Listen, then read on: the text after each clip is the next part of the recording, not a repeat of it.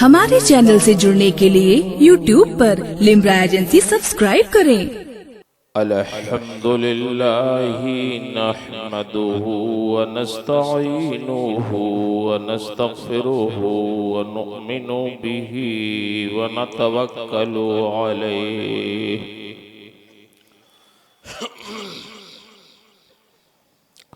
व नऊज़ु बिल्लाहि मिन शुरूरि अनफुसिना व मिन सय्यिआति अअमालिना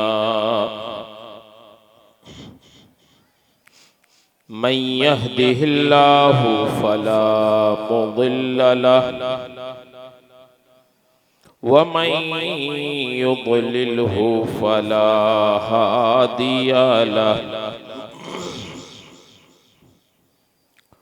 व नशहदु अल्ला इलाहा इल्लल्लाहु वहदहु ला शरीका लहु व नशहदु अन्ना सय्यिदना व मौलाना मुहम्मदन अब्दुहु व रसूलुहु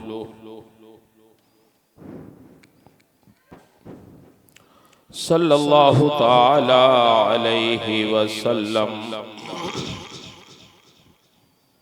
अम्मा बाद फ़अऊज़ु बिल्लाहि मिनश शैतानिर रजीम। बिस्मिल्लाहिर रहमानिर रहीम।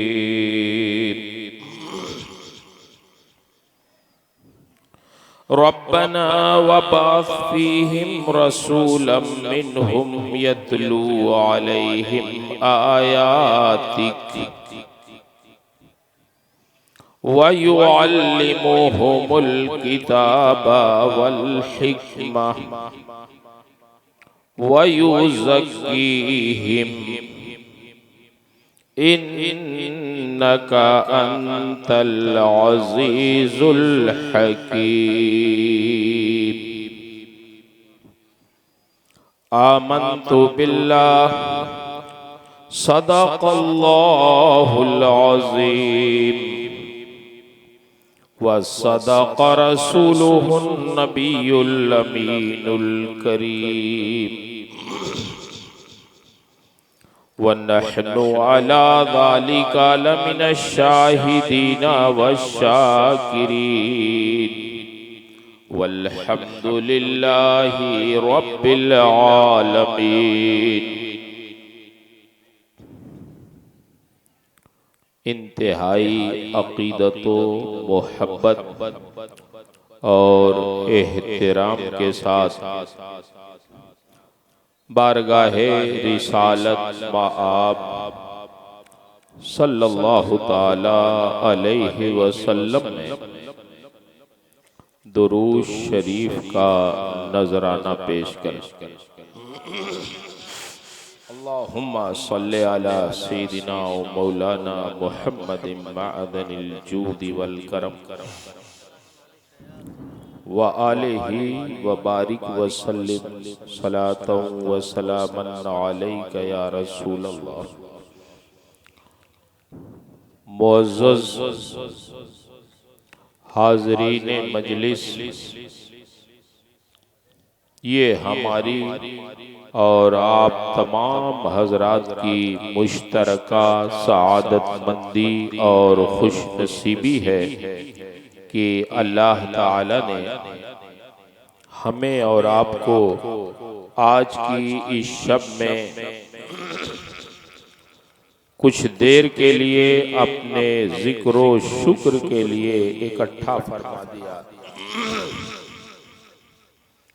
अल्लाह ताला हमारी और आपकी शिरकत को कबूल फरमाए और यहाँ से उठने से पहले रब ताला हम सबकी मग़फ़िरत फरमाए। हम और आप इस वक्त एक दारुल उलूम के इहाते में इसके सालाना जलसे दस्तार बंदी में हाजिर है, जिसके बानी मखदूम गिरामी मर्तबत हजरत अल्लामा मौलाना मोहम्मद हाशिम साहब क़िबला अशरफी मद्दज़िल्लहुल आली। मुझे बहुत खुशी है इस बात की कि आप जिस मदरसे के ग्राउंड में बैठे हैं, निगाह उठा के देखें तो लगता है कि ये कोई मदरसा क्या, लगता है कोई होटल है।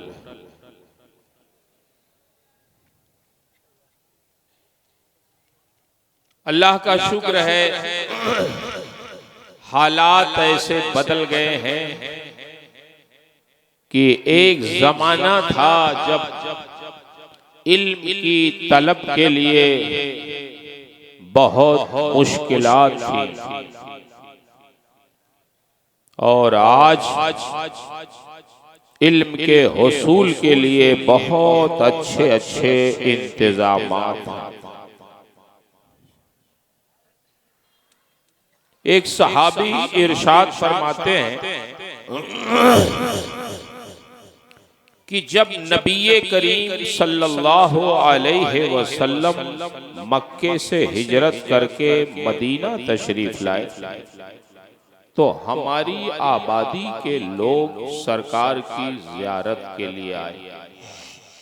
मैं उस वक्त बहुत छोटा था, होशियार तो था लेकिन इतना बड़ा नहीं था कि अपनी आबादी से अकेले मदीना मुनव्वरा आ जाता। अपने बुजुर्गों के साथ मैं भी हाजिर हो गया मदीने में। चलें देखें कोई पैगंबर तशरीफ लाएं, देखें उनके हालात कैसे। जब अपने बुजुर्गों के साथ मैं आया तो हमारे कबीले के जो बुजुर्ग लोग थे वो सरकार से मिलके आप पर, आपके हाथ पर उन्होंने इस्लाम कबूल कर लिया, मुसलमान हो गए। मैं भी मुसलमान हो गया। सरकार ने हमें दीन की मोटी मोटी बातें बताई और ये फरमाया कि तुम लोग कुरान जो नाजिल हो रहा है उसको ज्यादा से ज्यादा याद करो।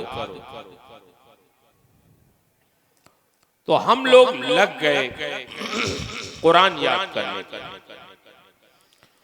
फरमाते हैं हम लोग सरकार से मिलके अपनी आबादी में आ गए, लेकिन हमारी आबादी मदीने से दूर थी। मुझे कुरान सीखने का शौक बहुत था, लेकिन इतनी दूर मैं मदीने से था कि मैं रोजाना मदीना नहीं आ सकता था। तो जब सुबह होती तो मैं उस रास्ते पे खड़ा हो जाता जाके जो रास्ता मदीना मुनव्वरा से आता था। उस रास्ते पे जाके खड़ा हो जाता और इंतजार करता कि कोई काफिला अगर मदीने से आए तो उन्हें रोक के उनसे कहूं कि मुझे कुरान सिखा दे। देखता कोई काफिला मदीने से आ रहा है तो रास्ता रोक के मैं खड़ा हो जाता और मैं कहता मैं बच्चा हूँ, रोजाना मैं मदीना सरकार की खिदमत में हाजिर नहीं हो सकता, मेरे ऊपर रहम करो। तुम में से जिसको जिसको भी कुरान याद हो वो कुरान मुझे सुना दे, मुझे याद करा दे, फिर आगे बढ़े। लोग कहते हैं हमारे पास टाइम नहीं, वक्त नहीं है, लेकिन मैं उनका रास्ता रोक कर धूप में खड़ा हो जाता और ये कहता मेरे ऊपर रहम करो, मुझे कुरान सिखाओ, बगैर कुरान सिखाए न जाओ। फरमाते हैं इस तरह धूप में रास्ता रोक रोक करके मैंने कुरान सीखा और इतना कुरान सीखा कि उस जमाने में जबकि कुरान अभी नाजिल हो रहा था, मुझसे ज्यादा कोई कुरान याद करने वाला मेरी आबादी में नहीं था। तो जब मैं बड़ा हुआ, बालिग हुआ, तो लोगों ने उसी कुरान के याद करने की बुनियाद पर मेरी आबादी का मुझे इमाम बना। आप बताएं, मैं अपने उन बच्चों से भी अर्ज करता हूं जो मदरसे में कुरान पढ़ते हैं। एक जमाना था जब कुरान पढ़ाने वाले नहीं मिलते थे, रास्ता रोक रोक करके लोग कुरान सीखते थे। आज कुरान सिखाने के लिए इतनी शानदार मदरसे की इमारतें मौजूद हैं। उसमें बैठने का इंतजाम है, खाने का इंतजाम है, रहने का इंतजाम है, बीमार हो तो इलाज का इंतजाम है। लेकिन पढ़ने वाले, हमारी कौम में मदरसों में जो बच्चे पढ़ते हैं वो कुल 2 से 2.5% 2.5% बस मदरसों में। इंतजामात आप देख रहे हैं, बिल्डिंग और महाराजा शरीफ गए हैं, हजरत का मदरसा देखा, मखदूम गिरामी मर्तबत हजरत रफीक मिल्लत मदजिल्लहुल आली, ये हजरात बच्चों की नाज बर्दारी करते। खांसी आ जाए तो दिन में कई सिरप बदलते। बच्चे आपके होते हैं, नाज बर्दारी ये हमारे बुजुर्ग लोग करते हैं। मैं अर्ज कर रहा था, ये मदरसे ये बेअसी नहीं है मेरे भाई, इनका शजरा उसी मदरसे से मिलता है जिस मदरसे को सैयदुल अंबिया ने 1400 साल पहले मस्जिद नबवी में खोला। उस वक्त मस्जिद नबवी कैसी थी? उसकी छत खजूर के पत्तों की, उसके सुतून खजूर के तनों के थे, उसकी जमीन कच्ची थी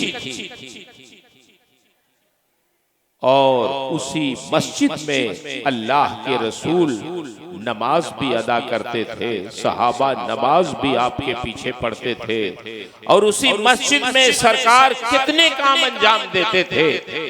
जब इत्तेफाक हो हज या उम्रे का, आप जाएं रियाजुल जन्ना में तो निगाह थोड़ी सी ऊपर उठाएं, ये सुतूने आयशा है, ये सुतूने अबू लुबाबा है, ये सुतूने हर्ष है, ये सुतूने शरीर है, ये सुतूने वफूद है। ये सारे सुतून उसी मस्जिद नबवी के रियाजुल जन्ना में। सुतूने वफूद वो सुतून है जहां सरकार बैठकर बादशाहों की तरफ से आने वाले वफूद से मुलाकात करते। सुतूने शरीर वो जगह है, वो सुतून है जहां एतिकाफ में नबी करीम सल्लल्लाहु अलैहि वसल्लम की चारपाई बिछी। सुतूने हर्ष वो सुतून है जहां हजरते अमीरुल मोमिनीन अली मुर्तजा रदियल्लाहु ताला अन्हु खड़े होकर रात भर सरकार के दरे दौलत पे पहरा दिया। सुतूने अबू लुबाबा है, जिस सुतून से हजरत अबू लुबाबा ने अपने आप को बांध रखा। सुतूने आयशा है जहां दुआओं की कबूलियत की सनद दी जाती है। ये सारे सुतून मस्जिद नबवी में गवाही देते हैं कि सैयदुल अंबिया उसी मस्जिद में बैठकर मुख्तलिफ काम अंजाम देते थे और अकेले उस मस्जिद में बैठकर आप पढ़ाते थे अपने शागिर्दों को। शागिर्द कौन थे? अबू बकर उमर थे, उस्मान हैदर थे, अबू हुरैरा थे, अब्दुल्लाह इब्ने अब्बास थे, अब्दुल्लाह इब्ने मसूद थे, अब्दुल्लाह इब्ने उमर थे, अब्दुल्लाह इब्ने अम्र थे, ज़ैद बिन साबित थे, अबू उबैदा बिन जर्राह थे, साद बिन अबी वक्कास थे, खालिद बिन वलीद थे, अबू दरदा थे, अबू ज़र ग़िफ़ारी थे। ये वो लोग थे जो रसूलुल्लाह सल्लल्लाहु अलैहि वसल्लम से उसी मस्जिद में बैठकर इल्म हासिल करते थे। अबू बकर उमर, उस्मान हैदर ये नबी करीम से खिलाफत की तालीम हासिल कर रहे हैं। अब्दुल्लाह इब्ने अब्बास नबी करीम सल्लल्लाहु अलैहि वसल्लम से इल्म तफसीर पढ़ रहे हैं, अबू हुरैरा इल्म हदीस पढ़ रहे हैं, अब्दुल्लाह इब्ने मसूद, अब्दुल्लाह इब्ने उमर, ज़ैद बिन साबित ये फिक़्ह इस्लामी पढ़ रहे हैं, हजरत साद बिन अबी वक़ास, हजरत खालिद बिन वलीद, अबू उबैदा बिन जर्राह ये सिपाह सालारी की तालीम हासिल कर रहे हैं, अबू दरदा और अबू ज़र ग़िफ़ारी ये वो लोग थे जिनके दिन रोजों में कटते थे, रातें नमाजों में कटती थी, जिन्हें जमाना सूफी इस्लाम और मसीह इस्लाम कहते हैं। एक ज़ाते गिरामी सैयदुल अंबिया की है, बैठे हैं और हजारों आपके शागिर्द हैं। कोई खिलाफत की तालीम हासिल करना चाहता है, कोई फिक्र पढ़ना चाहता है, कोई हदीस पढ़ना चाहता है, कोई इल्म तफसीर पढ़ना चाहता है, कोई सिपाह सालारी का इल्म हासिल करना चाहता है, कोई तसव्वुफ का इल्म हासिल करना चाहता है। जैसा जो पढ़ना चाहता था सैयदुल अंबिया ने उनको पढ़ाया, एक अपने आदमी का बोल बाला कर दिया, खाक के जर्रों को हमदोशे सुरैया कर दिया। खुद न थे जो राह पे औरों के हादी बन गए, क्या नजर थी जिसने मुर्दों को मसीहा कर दिया।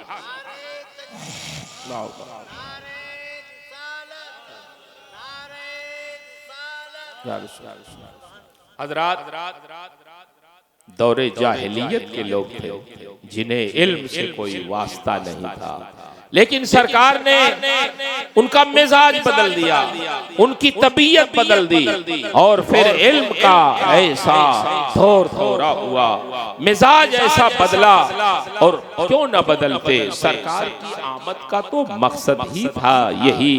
हजरत इब्राहिम ने जो दुआ किया था, रब्बना वबअस फीहिम रसूलन मिनहुम यतलू अलैहिम आयातिक, जब खाने काबा हजरत इब्राहिम ने तामीर किया तो फिर उसके बाद दुआ किया, ये हमारे रब अब हमारे इस खानदान में एक रसूल ऐसा भेज दे, यतलू अलैहिम आयातिक, जो तेरी आयतों की तिलावत करे, वयुअल्लिमुहुमुल किताब वल हिकमा, वो रसूल आए तो वो किताब सिखाएं, कुरान मुकद्दस सिखाएं, हिकमत सिखाएं, दानाई सिखाएं, फिक्र सिखाएं, हिकमत का जो भी तर्जुमा आप कर लें, और सिर्फ वो किताब सिखाएं ही नहीं, वयुज़क्कीहिम, उनको सर से पैर तक पाकीज़ा फरमा दे, उनको सुथरा फरमा दे, इल्म भी सिखाएं, हिकमत भी सिखाएं, दानाई भी सिखाएं, और सिर्फ इल्म ही ना सिखाएं बल्कि उनको पाकीज़ा कर दें। अल्लाह के रसूल सल्लल्लाहु अलैहि वसल्लम की बेसत का मकसद हजरत इब्राहिम ये बता रहे हैं कि जो नबी आएंगे वो इल्म सिखाएंगे, वो हिकमत सिखाएंगे, वो दानाई सिखाएंगे, वो कुरान सिखाएंगे, और सिर्फ सिखाएंगे नहीं बल्कि उनकी अपनी उम्मत को पाकीज़ा और सुथरा बनाए।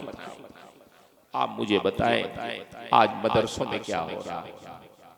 यही तो हो रहा है, इल्म सिखाया जा रहा है, किताबें इलाही सिखाई जा रही है, हिकमत और दानाई सिखाई जाती है।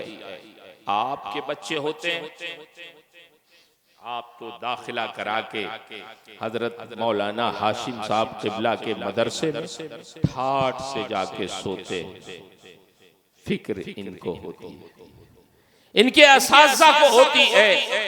आप समझते हैं अभी दस्तार बंदी होगी इतनी आसानी से लोग आलिम हाफिज हो जाते हैं, हम भी मुदर्रिस समझते हैं कितनी दिक्कतें होती हैं। इन लड़कों को बुलाओ इधर तो जाते हैं इधर। एक तालिब इल्म एक बार ऐशा की नमाज में हम अशरफिया में निकले टार्च लेके, हम लोगों को लंबी लंबी हजरत टार्च मिली थी कि जरा देखें कौन नमाज में जाता है नहीं जाता। एक लड़का इलाहाबाद का था, बड़ा सफेद कुर्ता पहनता है, तो वो होता ना लड़के अगर कहो मस्जिद चलो तो इधर भाग, वो भागे। पता चला मतबख की तरफ गए, और मतबख में गए तो इत्तेफाक से चंद ही दिन हुआ था एक ट्रक कोयला गिरा हुआ था वो मतबख के लिए। वो लड़का जो इतना सफेद कपड़ा पहनता था, जब देखा कि असातिज़ा आ रहे हैं इधर तो उसी कोयले पे लेट गया। मैंने टार्च जलाई तो उसके ऊपर ही मैंने एक थप्पड़ लगा, नालायक, इतना सफेद कुर्ता पहनता और कोयले पे नमाज पढ़ने के लिए लेट गया। बता, मस्जिद में जाने में ज्यादा दिक्कत है या कोयले पे लेटने में ज्यादा दिक्कत है? लेकिन इस उम्र में ये कारनामे भी कभी कभी तलबा अंजाम देते हैं, मगर ये सब कुछ बर्दाश्त करने के बाद, कभी सजाएं देके, कभी समझा के, कभी उनके पीछे पड़ के, तकरीबन 8-9 साल की मेहनत के बाद फिर कहीं ये जाके आलिम दीन बनते हैं, हाफिज कुरान बनते हैं। ठंडियों की रातों में जाके इनका लिहाफ उठा के चेक करना पड़ता है कि देखें ये सो रहे हैं, ये अपने मोबाइल से खेल रहे हैं, कहीं ऐसा तो नहीं रात में अपने मोबाइल से खेलें तो दिन में ये दरसगाह में सोएंगे, ओघेंगे, क्या पढ़ेंगे? बच्चे आपके हैं, फिक्र मदरसे के असातिज़ा को होती है, पढ़ाने वालों को होती है। और अफसोस की बात यह है, मैं तो जलसों में आमतौर से आता जाता हूँ, देखता हूँ जब दस्तार बंदी का जलसा होता है और कोई शायर साहब, बुरा मत मानिए, कोई शायर साहब खड़े होके कोई शेर पढ़ते हैं तो आप लोग इनाम बजाय उन बच्चों के असातिज़ा को देने के शायर साहब को देते हैं, नहीं देते? कितने लोग तो लाइन लगा के देते। मैंने बंगाल में एक जगह हुजूर कहा कि कहाँ हैं इन बच्चों के वो उस्ताद, जरा बुलाइए, तो बेचारे हाफिज साहब पीछे बैठे हुए। अरे मैंने कहा आज तो आपका दिन है, मैं कहा खबरदार, अब जितना इनाम होगा किसी को नहीं देना है, अब उस्ताद को देना है। ये बैठिए, आप आगे बैठिए। बैठा और मैं कोई बगैर दिए जाएगा नहीं, 10 ही रुपया सही, ये मोहताज आपके नहीं है, लेकिन ये मालूम होना चाहिए कि हमारे बच्चों के उस्ताद, इनकी इज्जत करो, एहतराम करो। फिर तो लोगों ने ला के दिया और उनके रुमाल में बांध होंद के दिया और बड़े खुश हुए, कहने लगे हजरत आज आपकी तकरीर बड़ी शानदार। हमने कहा होना चाहिए। ये असातिज़ा बड़े बड़े बादशाह हारून रशीद जैसे लोग जब अपने बेटे को इमाम किसई के वहां दाखिला किया, पढ़ने के लिए दाखिल किया, तो कुछ दिन के बाद देखने के लिए गए, देखें लड़का करता क्या है, हजरत क्या कर रहे हैं। हमारे लड़के के साथ हारून रशीद जैसा बादशाह खलीफा जब इमाम किसई के वहां वो गया तो देखा गालिबन असर या मगरिब का वक्त था, उनका लड़का अपने उस्ताद को वजू करा रहा था और उनके पैर पे पानी डाल रहा था। हमारा लड़का अगर अपने वो उस्ताद को वजू करा रहा हो, पानी डाल रहा हो, तो हम खुश हो जाएंगे। चलो, हमारा लड़का इतना समझदार हो गया, अपने वो उस्ताद के पैर पे पानी डाल रहा है, वजू करा रहा है।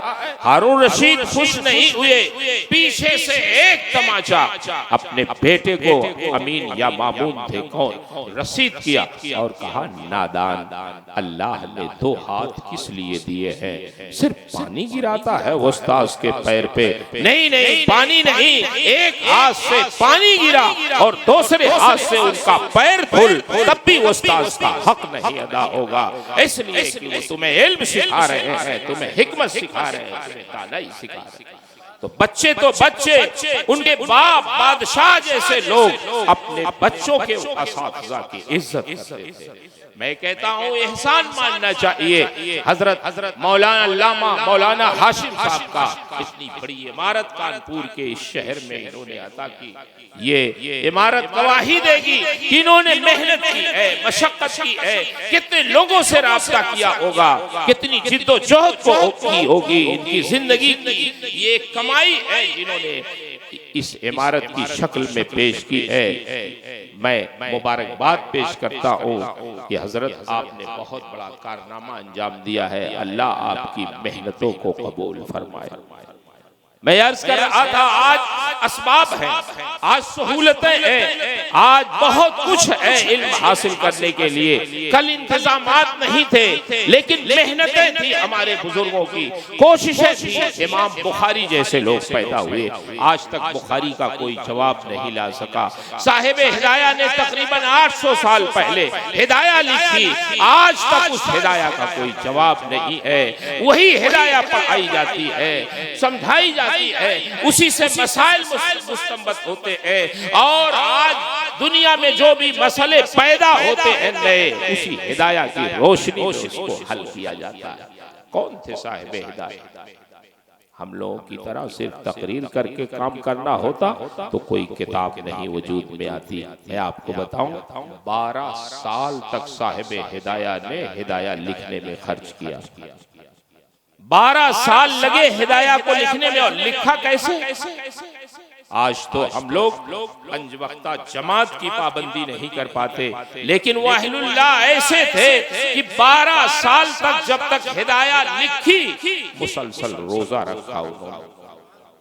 और रोजा रखा भी और घर वालों में से किसी को बताया भी नहीं कि मैं उनके घर से नाश्तेदान आता, बर्तन आता, खाना आता रोजाना, और वो खाना रख जाते, लेके आने वाला रख देता। आप फरमाते रख दो खाना, रख के चला जाता। किसी शागिर्द को बुलाते, फरमाते खाना उसमें रखा है, खा लो, बर्तन साफ करके रख दो। शागिर्द खाना खा लेता, बर्तन खाली साफ करके रख देता। फिर लेने वाला बर्तन लेने आता, बर्तन खाली लेके चला जाता। घर वालों ने समझा 12 साल तक कि साहिब हिदाया खाते पीते हैं, और साहिब हिदाया 12 साल तक रोजा रखते रहे और हिदाया लिखते रहे। उस रोजे की हालत में उन्होंने लिखा तो अल्लाह ने ऐसा कबूल फरमाया कि हिदाया जैसी फिक़ह हनफी में कोई किताब हमारे वजूद में नहीं। ये सब उनकी कुर्बानियों का नतीजा, जिन्होंने मेहनत की, मशक्कत की, और इस इल्म को फैलाने में हमारे बुजुर्गों ने, बल्कि हमारी माओं ने, हमारी बहनों ने, हमारी बेटियों ने जो कुर्बानियां पेश की है, कि उन्होंने मेहनत करके, सब्र करके, मशक्कत उठा के उन्होंने अपने शौहरों को, अपने बेटों को, अपने भाइयों को बड़ा बड़ा मुहद्दिस और आलिम दीन बनाया। तारीख पढ़े तो पता चलता एक मुहद्दिस है, हदीस में उनकी सुर्खियों में उनका नाम आता है अब्दुर्रहमान बिन कासिम। ये अब्दुर्रहमान बिन कासिम कौन है? ये मुहद्दिस वक्त है। फरमाते हैं खुद अपनी दास्तान की, मेरी शादी हुई, उसी साल जब शादी हुई तो इमाम मालिक जो आशिक़े रसूल थे, बहुत बड़े मुहद्दिस, और 4 मुसल्लों में से एक मुसल्ले के इमाम जिनकी तकलीद की जाती है मसाइल, मदीना शरीफ में उन्होंने बिसाते इल्म फैलाई। पूरी बिलादे इस्लामिया से लोग चौक तर चौक मदीने में आ गए, चलो इमाम मालिक से इल्म हासिल करेंगे, पढ़ेंगे। जब शोहरा सुना अब्दुर्रहमान बिन कासिम ने, तो कहते हैं मुझे भी ख्वाहिश हुई मैं भी जाऊं मदीना शरीफ, इमाम मालिक से पढ़ूं, इल्म हदीस हासिल करूं। लेकिन फिर ख्याल आया शादी हो गई है, बीवी का नानो नफका है, उससे इजाजत भी लेनी चाहिए, मालूम नहीं उसकी मर्जी है कि नहीं है। अब्दुर्रहमान बिन कासिम अपनी बीवी की खिदमत में आए और अर्ज किया कि देखो तुम्हें मालूम होना चाहिए कि मदीना शरीफ में इमाम मालिक मुहद्दिसे वक्त तशरीफ लाए हुए हैं, और वो बैठ के इल्म हदीस पढ़ा रहे हैं। नबी करीम सल्लल्लाहु अलैहि वसल्लम की हदीस का इल्म लोगों में तक़सीम फरमा रहे हैं। अगर तुम इजाजत दो तो मैं भी इमाम मालिक की खिदमत में जाके इल्म हदीस हासिल कर लूं। बीवी बहुत सादतमंद थी, उन्होंने अपने शौहर से पूछा अब्दुर्रहमान कितने दिन तक पढ़ना चाहते हो? आपने कहा 1 साल। बीवी ने कहा 1 साल की मुद्दत तो कोई बहुत ज्यादा नहीं, बिल्कुल जाएं, शौक से जाएं। बीवी ने रख्ते सफर तैयारी की। अब्दुर्रहमान बिन कासिम को अपने शौहर को भेजा, जाओ मदीना शरीफ में इल्म हदीस हासिल करो। मुझे खुशी है अब्दुर्रहमान तुम्हारे दिल में हदीस रसूल पढ़ने का शौक बेदार हुआ है, जाओ मेरी तरफ से बखुशी इजाजत है। अब्दुर्रहमान बिन कासिम 1 साल की छुट्टी लेकर अपने शहर से मदीनतुर रसूल आए, इमाम मालिक की बारगाह में दाखिला लिया, पढ़ने लगे। और जब पढ़ने लगे तो जानते 1 साल 2 साल 3 साल तक पढ़ा। तब ख्याल आया कि मैंने छुट्टी तो 1 ही साल की ली थी, 3 साल हो गया मुझे यहाँ पढ़ते हुए। तो उन्होंने अपनी बीवी के नाम एक खत लिखा। खत में उन्होंने तहरीर फरमाया था कि प्यारी ज़ौजा, मैंने तुम्हारे साथ बड़ी नाइंसाफी की है। मैंने तुमसे 1 साल की रुखसत ली, तुमने बखुशी इजाजत दिया, लेकिन मैं बहुत शर्मिंदा हूँ कि मैंने 1 साल 2 साल 3 साल लगा दिए और इस 3 साल में न मैंने तुम्हारा कोई हक अदा किया, न कोई खैरियत पूछी, न तुम्हारी कफालत की, न तुम्हारी सरपरस्ती की। मैं बड़ा शर्मिंदा हूँ। लेकिन मैं ये भी लिख रहा हूँ कि मेरा शौक इल्म जो मैं अपने शहर से लेके आया था वो अभी पूरा नहीं हुआ है, अभी मैं और पढ़ना चाहता हूँ। अब तुम बताओ उसकी सूरत क्या होगी? 2 ही सूरत है, या तो तुम सब्र करो, मेरे आने का इंतजार करो, और जब तक मैं पढ़ूं तुम मेरे लिए इंतजार करो, और अगर तुम इंतजार नहीं कर सकती हो तो मेरी तरफ से इजाजत है कि मेरी ज़ौजियत से निकलकर तुम किसी दूसरे शौहर से शादी करके अपनी जिंदगी गुजार लो, मुझे अभी और पढ़ना। आप गौर करें कैसे कैसे लोग थे, कैसा शौक था इल्मे हदीस का। जब ये खत उनकी बीवी को मिला तो उनकी बीवी ने ये खत पढ़ा, खुशी का इजहार किया कि मेरे शौहर के दिल में ऐसा शौक इल्मे हदीस का। लेकिन जब इस इबारत पे पहुंची कि अगर तुम सब्र ना कर सको, इंतजार ना कर सको, तो मैं तुम्हें इजाजत देता हूं कि मेरी ज़ौजियत से निकलकर किसी दूसरे शौहर से शादी करके अपनी जिंदगी गुजार लो, मुझे तो अभी और पढ़ना है। तो उनकी अहलिया ने उसका जवाब लिखवाया। उस खत में उन्होंने उसका जवाब, उनके जवाब का जो मजमून लिखवाया वो ये था, प्यारे शौहर अब्दुर्रहमान बिन कासिम, तुम्हारा शौक इल्म देखकर बहुत खुशी हुई मुझे कि तुम्हारे दिल में नबी करीम सल्लल्लाहु अलैहि वसल्लम के इल्म और हदीस हासिल करने का शौक बहुत है। लेकिन एक चीज बड़ी तकलीफ देह तुमने लिख दी है कि अगर तुम सब्र ना कर सको तो तुमको मैं इजाजत देता हूं कि किसी शौहर से, मेरी ज़ौजियत से निकलकर किसी दूसरे शौहर से शादी करके अपनी जिंदगी गुजार लो। ये तुमने क्यों लिखा?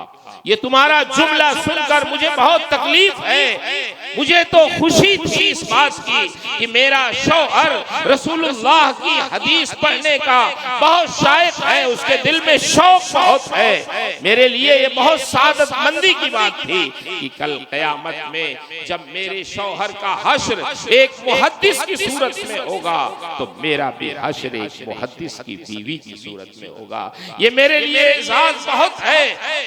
मैं तो खुश हूँ कि मेरा शौहर, उसके दिल में इतना शौक है, लेकिन तुमने ये जुमला कैसे लिख दिया कि अगर मैं सब्र ना कर सकूं, इंतजार ना कर सकूं, तो मैं तुम्हारी ज़ौजियत से निकल जाऊं। अब्दुर्रहमान बिन कासिम, क्या तुम ये समझते हो कि तुम्हारे तालिब इल्मी के जमाने में, तुम्हारे पढ़ने के जमाने में, तुम्हारे इल्मे हदीस रसूल हासिल करने के जमाने में तुम्हारी बीवी तुम्हारी ज़ौजियत से निकलकर किसी दूसरे शौहर के साथ वो जिंदगी गुजारेगी?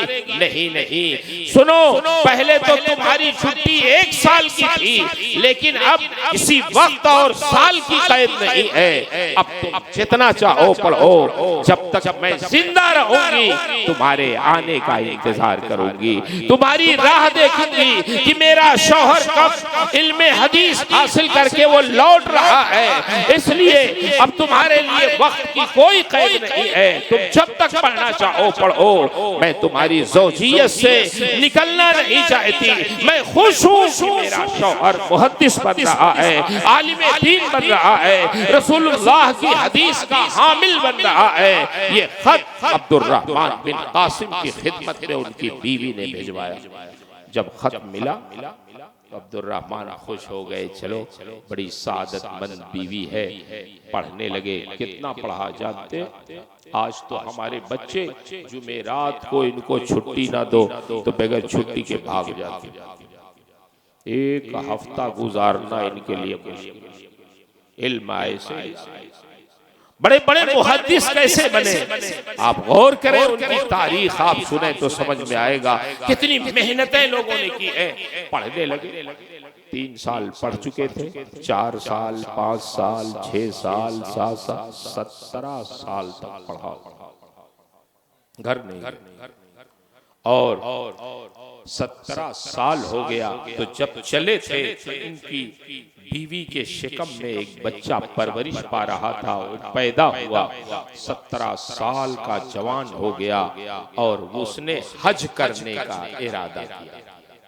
जब उसने हज करने का इरादा किया तो माँ ने कहा, बेटा जब हज करने जाओगे तो हज से जब तुम फारिग हो जाओगे तो मदीना शरीफ जाना, मदीना शरीफ बारगाह रिसालत में हाजिरी देना और फिर ज़ियारत गाहों की हाजिरी से फारिग होकर तुम इमाम मालिक की खिदमत में चले जाना। इमाम मालिक की दरसगाह में जाना, जिस बाप के बारे में तुम अक्सर पूछते थे मुझसे कि मेरे बाप कौन है, उनका नाम क्या है, वो कहाँ रहते हैं। तुम जब मदीना जाओगे, इमाम मालिक की खिदमत में जाओगे तो उनकी दरसगाह में तुम्हारी मुलाकात तुम्हारे बाप से होगी। अब्दुर्रहमान बिन कासिम तुम्हारे बाप का नाम है, नाम लेके पूछ लेना इमाम मालिक से कि अब्दुर्रहमान बिन कासिम कौन है, तो तुम्हारी मुलाकात उनसे हो जाएगी। बता देना कि मैं आपका बेटा हूँ, आपके आने के बाद पैदा हुआ, मुलाकात की गरज से मैं आपकी खिदमत में हाजिर हुआ। बेटा हज करने गया और हज से जब फारिग हुआ तो वो मदीनतुर रसूल आया। मदीनतुर रसूल जब वो आया, बारगाह रिसालत में हाजिरी के आदाब से फारिग हुआ तो उसने पूछते पूछते इमाम मालिक की दरसगाह का पता लगाया। इमाम मालिक की खिदमत में आया, सलाम किया और इमाम मालिक से पूछा, फीकुम अब्दुर्रहमान इब्नुल कासिम, क्या आपकी दरसगाह में अब्दुर्रहमान बिन कासिम नाम के कोई तालिब इल्म है जो पढ़ते हैं? इमाम मालिक ने कहा, हाँ वो देखो, वो जो दीवार से टेक लगा के पढ़ रहे हैं वही अब्दुर्रहमान बिन कासिम। लड़का गया, अब्दुर्रहमान बिन कासिम से सलाम किया और कान में उसने कहा, मैं आपका बेटा हूं, आपके आने के बाद पैदा हुआ, आपसे मिलने के लिए आया हूँ। माँ ने भेजा है कि जाओ अपने वालिद से मुलाकात कर लेना। इमाम मालिक की दरसगाह में अब्दुर्रहमान बिन कासिम पढ़ रहे थे अच्छे खासे, लेकिन जब ये सुना कि ये मेरा बेटा है, खड़े हो गए। बगलगीर हुए बाप और बेटे दोनों फूट फूट कर रोने लगे, आवाज निकलने लगी, दाढ़ी तर हो गई आंसुओं से। इमाम मालिक ने देखा, फरमाने लगे, अब्दुर्रहमान ये नौजवान कहां से आ गया, ये कौन है? क्या तुम्हारे इलाके से आया है? किसी के मरने की खबर लगता है लाके सुना दिया है। तुम अच्छे खासे पढ़ रहे थे, लेकिन इसने क्या तुम्हारे कान में कह दिया कि तुम रोने लगे? बात क्या है? किसी अजीज के मरने की इत्तला इसने दे दी है। कौन है नौजवान? अब्दुर्रहमान बिन कासिम कहते, हुजूर नहीं, किसी के मरने की खबर नहीं लाया है, ये मेरा बेटा है। जब मैं अपने शहर से आपकी बारगाह में हाजिर हुआ था इल्मे हदीस पढ़ने के लिए, तो ये उस वक्त अपने माँ के शिकम में परवरिश पा रहा था, ये पैदा नहीं हुआ था, मेरे आने के बाद पैदा हुआ। 17 साल का जवान हो गया, हज करने आया था। तो इसकी माँ ने इसे बताया कि तुम मदीना शरीफ जब जाओगे तो इमाम मालिक की दरसगाह में जाना, वही अपने बाप से मुलाकात कर लेना। हुजूर पहली मर्तबा आज ये मेरा जवान बेटा मेरी निगाहों के सामने आया है, मुझसे मिल रहा है। बाप की मुलाकात बेटे से और बेटे की मुलाकात बाप से पहली मर्तबा हो रही है, मुझे बताएं अगर कोई बाप पहली मर्तबा अपने जवान बेटे को देखे 17 साल के बाद तो क्या उसके आंखों से खुशी के आंसू नहीं गिरेंगे, मोहब्बत के आंसू नहीं गिरेंगे? ये मोहब्बत के आंसू हैं, ये खुशी के आंसू हैं जो अपने बेटे को पहली मर्तबा देखने पे और बाप को पहली मर्तबा देखने पे ये गिर रहे हैं। तब इमाम मालिक को मालूम हुआ कि 17 साल से अब्दुर्रहमान बिन कासिम घर नहीं गए हैं। इरशाद फरमाया, अब अब्दुर्रहमान बिन कासिम तुम अपने बेटे के साथ घर जाओ। 17 साल के बाद इमाम अब्दुर्रहमान बिन कासिम इमाम बनकर, मुहद्दिसे वक्त बनकर, वो इमाम मालिक की दरगाह से मदीना मुनव्वरा से अपने शहर लौटे, अपने बीवी के पास, अपने बच्चों के पास। मुझे बताएं कि अगर आज फन्ने अस्माउर रिजाल में, मुहद्दिसीन की फहरिस्त में, मुहद्दिसीन की सफ में इमाम अब्दुर्रहमान बिन कासिम अगर चांदो सूरज की तरह चकमगा रहे हैं तो क्या तन्हा उनकी मेहनत काफी है? नहीं नहीं, जब भी उनकी सवाने लिखी जाती है, जब भी उनकी सीरत बयान की जाती है तो वहीं उनकी बीवी की कुर्बानियां भी जिक्र की जाती है, उनकी बीवी का सब्र भी जिक्र किया जाता है। 17 साल में उनकी बीवी ने कितना सब्र किया होगा, कितनी मशक्कतें झेली होगी, कितनी जिद्दोजहद की होगी, फिर कहीं जाके एक साथ मुहद्दिसे वक्त बनती है। ये इल्मे हदीस का खजाना यूं ही हम लोगों तक नहीं पहुंचा है, उसके लिए कितने लोगों ने कुर्बानियां दी है। हमारे बुजुर्गों ने, हमारे असलाफ ने, हमारी माओ ने, हमारी बहनों ने, हमारी बेटियों ने, फिर कहीं जाके ये इल्मी खजाना आज बुखारी की शक्ल में है, आज मुस्लिम की शक्ल में है, आज अबू दाऊद की शक्ल में है, आज नसई और तिरमिजी और इब्ने माजा की शक्ल में है। हमारे बुजुर्गों की अनथक कुर्बानियों के बाद ये इल्म हम तक पहुंचा है। इसलिए हम सब की जिम्मेदारी है कि इस इल्म को जैसे हमें मिला है, हम भी उस इल्म को अपने आने वाली नस्लों तक मुंतकिल करें। उसी अमानत के साथ, उसी दयानत के साथ, उसी मोहब्बत के साथ हम इस इल्म को अपनी नस्लों तक मुंतकिल करें। और सिर्फ पढ़ाए नहीं बल्कि नबी की सुन्नत ये थी कि युअल्लिमुहुमुल किताब वल हिकमा व युज़क्कीहिम, अपने शागिर्दों को इल्म भी सिखाएं और उनको पाकीज़ा और सुथरा भी बनाएं। आज तो तकल्लुफात का जमाना है, जलसों में हमारा आना जाना होता, बड़े नखरे हो गए, बहुत मुकर्रीन शोरा। मुझे याद आती है बात कि इल्म अगर अल्लाह दे तो उस इल्म का हक ये है कि उसको तक़सीम किया जाए। देखिए एक चीज आपसे अर्ज कर, कभी कभी हम लोग कहते हैं अल्लाह का शुक्र है, अल्हम्दुलिल्लाह, अल्लाह का बेपनाह शुक्र है। ये भी शुक्र का एक तरीका है, शुक्रन लिल्लाह कहना, अल्हम्दुलिल्लाह कहना। लेकिन असले शुक्र क्या है? सिर्फ जुबान से कह देना कि अल्लाह का शुक्र है, ठीक है, ये भी शुक्र का एक तरीका है।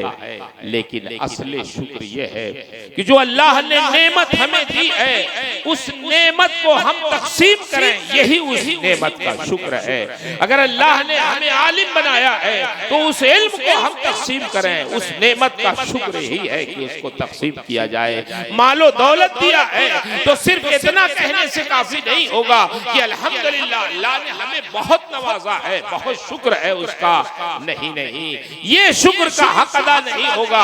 शुक्र का हक उस वक्त अदा होगा, नेमत का हक उस वक्त अदा होगा जब उस दी हुई नेमत से हम लोगों को अता करें, तकसीम करें, गरीबों को देखें, पड़ोसियों को देखें, रिश्तेदारों को देखें। जब तक उस नेमत को हम तकसीम नहीं करेंगे उस वक्त उस नेमत का कमा हक हो शुक्र अदा नहीं होगा। सदरुश शरिया अलैहिर्रहमा जो आला हज़रत के खलीफा भी थे, शागिर्द भी थे, जैसे लगता है इन्होंने दो आदमियों को तैयार किया था और लगता था कि एक को हिंदुस्तान के लिए, एक को पाकिस्तान के लिए। दो शागिर्द उनके बड़े अहम थे, एक हाफिज मिल्लत और एक मुहद्दिस सरदार अहमद साहब। मुहद्दिस सरदार अहमद साहब ये पंजाब के थे, गुरदासपुर। ये फैसलाबाद में थे, लाहौर पंजाब में। जो हैसियत हिंदुस्तान में हाफिज मिल्लत की थी, वो हैसियत पाकिस्तान में मुहद्दिस सरदार अहमद साहब की थी। अब मैं थोड़ा ये बताना चाहता हूँ कि हम लोग आज कितने नखरे हो गए, लेकिन हमारे बुजुर्गों ने इल्म कैसे फैलाया, खिदमत कैसे की। मुहद्दिस सरदार अहमद को एक साहब आए दावत देने, हुजूर मीलाद शरीफ है। देहात से एक आदमी आया, कहा हुजूर मीलाद पढ़ना है। कहने लगे ठीक है, हाजिर हो जाते, मीलाद पढ़ आते।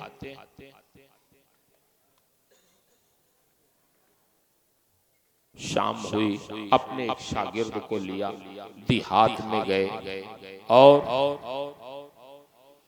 जहां गए वो बड़ा गरीब आदमी था। उसने देखा कि मौलवी साहब आ गए, तो जल्दी से उसने अपना टाट बिछाया और कहा मौलवी साहब तशरीफ रखें। तो मौलवी साहब तो बैठ गए, लेकिन जो शागिर्द साहब थे वो बैठ ही नहीं रहे।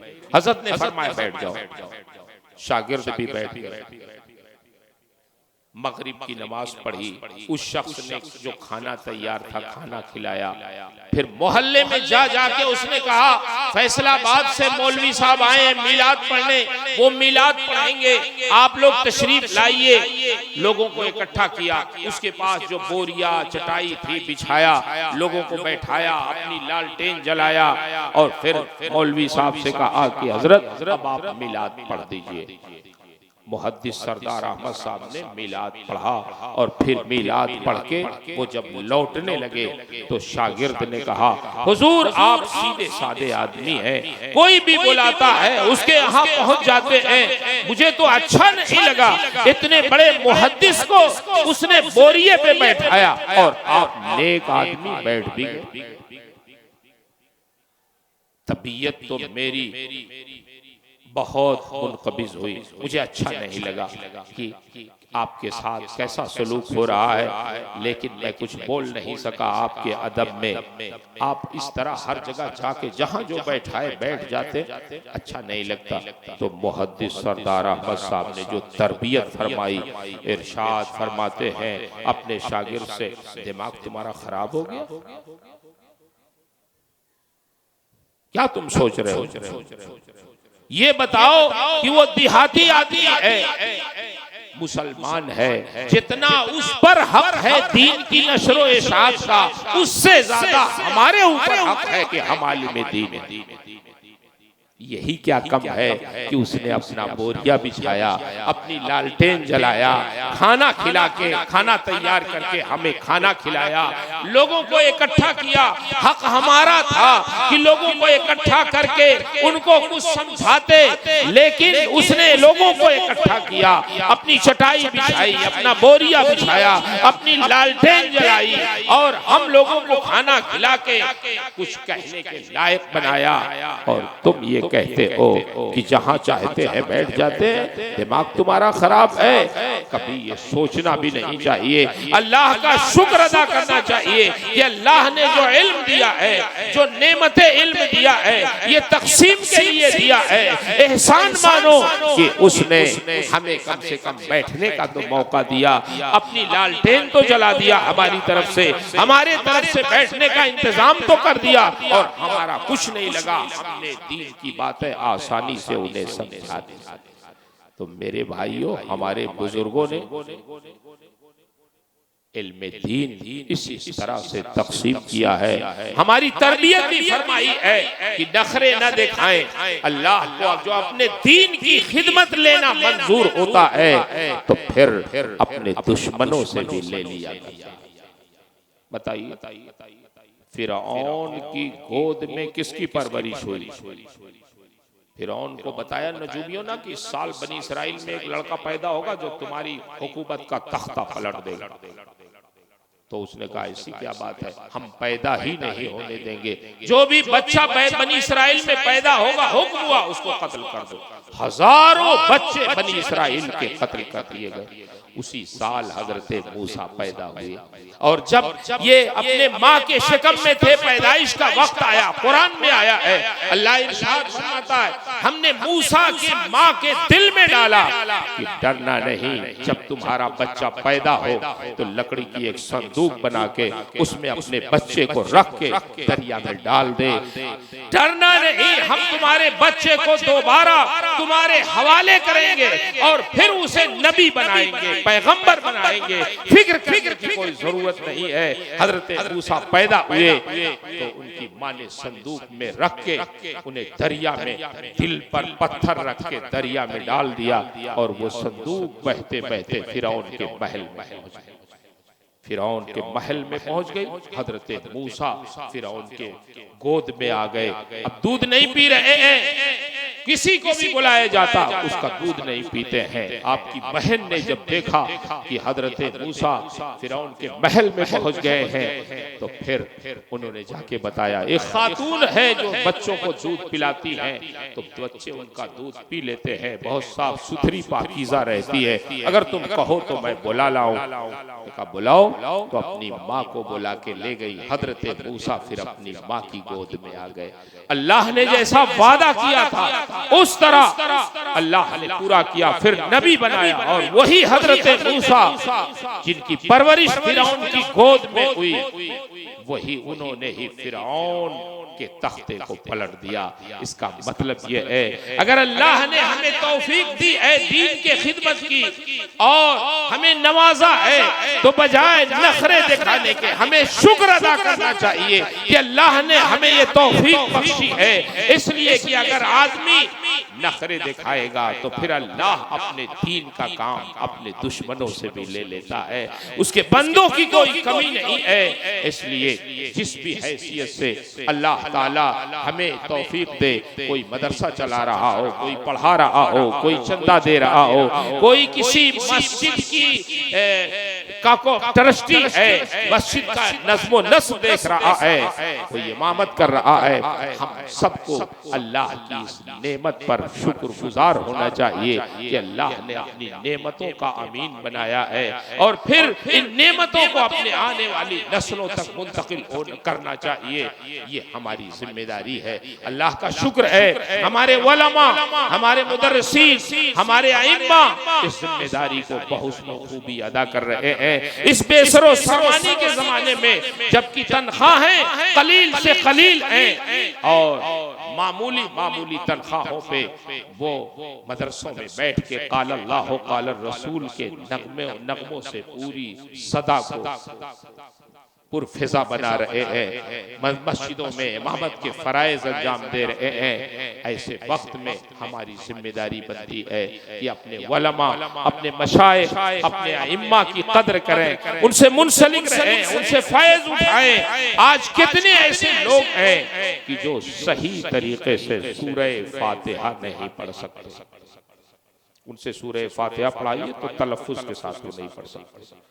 वो बैठते भी हैं अपने इम्मा के साथ, वो चाय भी पीते हैं, वो सैरो तफरीह भी करते हैं, हंसी मजाक की मजलिसें भी होती हैं। काश उसी में से 10-20 मिनट में आप अपना तलफ्फुज सही कर लेते, अपना कुरान सही कर लेते, कम से कम कुरान सेहत के साथ तो पढ़ते, आपकी नमाज तो सही हो जाती।